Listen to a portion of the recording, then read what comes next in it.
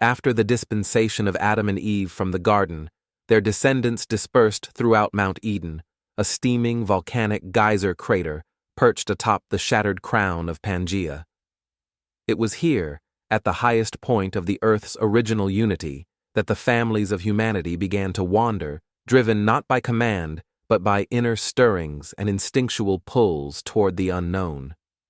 As the great continent began to fracture just hundreds of miles from what would one day be the recognizable continental plates, these early families discovered caverns etched into the mountainsides, outer chambers that lay beyond the protected ARK shell.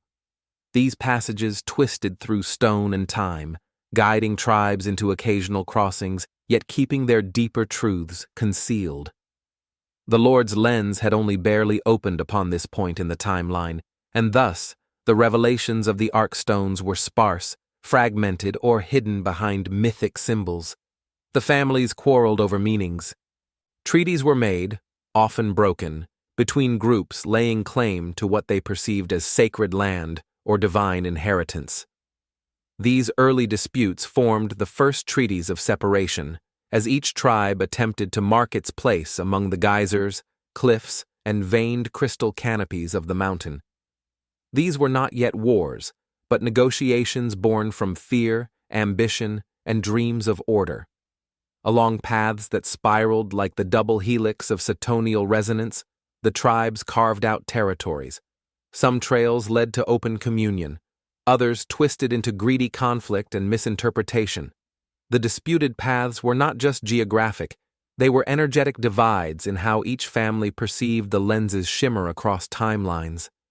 In some caverns, strange glyphs glowed only to those who approached with empty hands.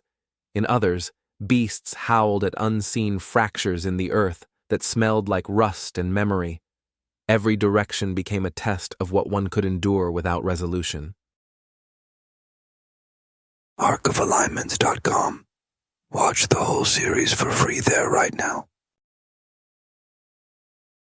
It was deep beneath a spiraled volcanic vent that Noah, still a youth by modern standards, encountered a chamber none had mapped. In it stood the last visible bloom of the tree of life, its light dimmed but still pulsing with encoded resonance. Near its roots lay the cherubim stones, smooth, glass-like, humming with dormant instructions and beast enchantment. They shimmered in unison with his breath. The tree passed into his stewardship without word or miracle. It was simply his, as if the Lord had woven his name into its sap before the foundations of the world had cooled. But below even that chamber were minds no tribe dared enter.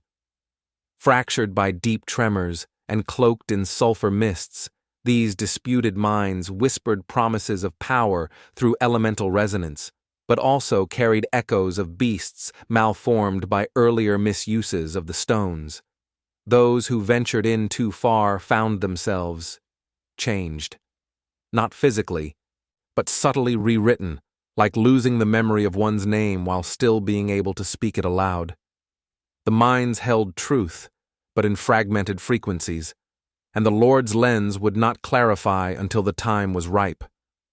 All disputes, of land, of legacy, of path, converged as Noah emerged from the chamber with the stones in hand. His voice now carried tone-matching resonance, like the low song of the cherubim when they tamed the beasts in Eden. Yet even this power could not resolve the deeper rift between tribes, for promises had been made, some in blood, others in stone, and not all could be fulfilled. And so began the slow unraveling of these ancient alliances. The ends of promises fell like volcanic ash over the mountain, silent but suffocating.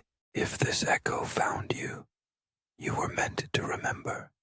Like it, share it, let the others know the ark still drifts, and until the Genesis flame rises in your voice. This is Sidoni Nukamato, aligning out.